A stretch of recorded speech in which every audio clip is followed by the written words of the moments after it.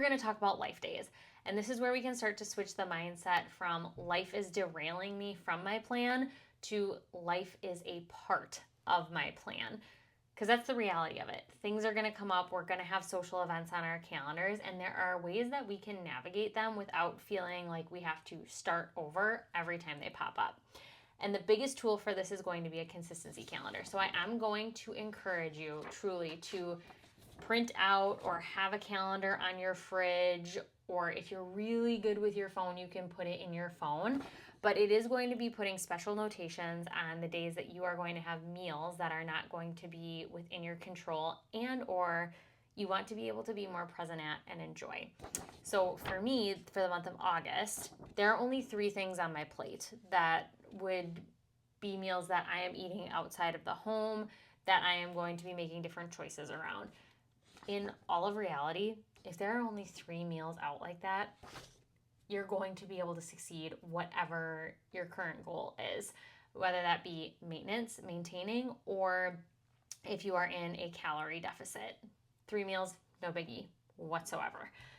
But it's when we use those days as excuses to not control our other meals or to not do things like get our movement in, or we take that one night out and we let it leak into other days of our week, that it can start to derail us from our progress. But again, this is to switch that mindset of like, I can enjoy this moment and then move back to my plan at the very next meal or the very next day. Other thing to keep in mind is if our calendar is a lot more full than this, we are going to have to do the hard thing of saying yes or no to certain things. So I'm just going to walk you through my calendar here real quick. I have in the same week here, and if I am in a calorie deficit, I have a work dinner that I have to attend, and I have a date night that my husband and I have planned, and we have babysitter coverage for. So of these 2 things, what I would likely do is the date night, that one's more important to me. So I am going to be a lot more aloof with what I choose to order off of the menu and not necessarily have it be something that is going to be spot on within my goals.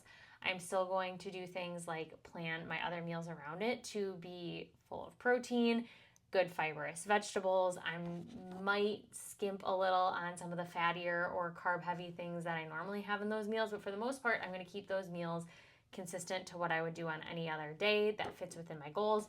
And at dinner, I'm going to order what sounds good and focus on being present with my husband and enjoying the food in front of me and stopping when I feel full. Now, this work dinner, on the other hand, I know that I'm going to have the choice to order what I want. So I am likely going to look ahead at the menu and I'm going to pick something that is more in line with my goals that I can guesstimate in my tracker and make a choice that fits my goals, but still be able to enjoy the night out with my coworkers. I'm also not going to order an alcoholic beverage that night, and I'm going to pass on dessert, most likely, to stay within my calorie deficit. Then again, I have a wedding at the end of the month. Zero control over what I'm going to have there. The only thing that I have control over is the amount of alcohol I do or don't consume. I don't really like to drink anyways. I know that my calorie deficit is really important to me, so I'm probably not going to drink at this wedding, and I'm going to accept whatever the meal is and move on with my life. And again, control my other meals around it. I'm not going to starve myself to save room for extra wedding cake or whatever it may be.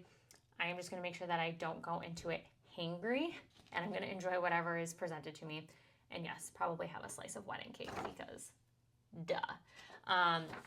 And move on the very next day. That Sunday, I'm going to go ahead and go back right into my normal plan. So in this instance, there is days that I am making choices on because in the same week, I have meals out and I want to make sure that I am consistent with my calorie deficit. But I'm also not saying that there aren't days where I'm not going to put my calorie deficit at the very top of my list. Again, if you have a much more filled schedule than this, you're going to be having choices like this a lot more frequently.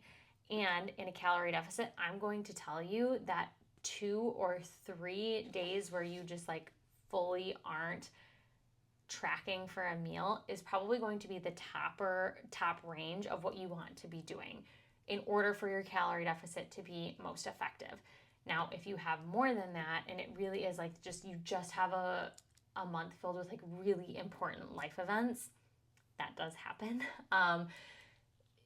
You're just going to have to understand that that month is not going to be your biggest progress making month. And the next month, we are going to want to be a little bit more strategic around what we are saying yes or no to. So that is just the reality of calorie deficit. When it comes to maintenance, there is a little bit more flexibility, but still, in these same instances, even being in maintenance, in this week where I have 2 things out, I would probably choose to make the same choices just because it's going to make me feel my best that week.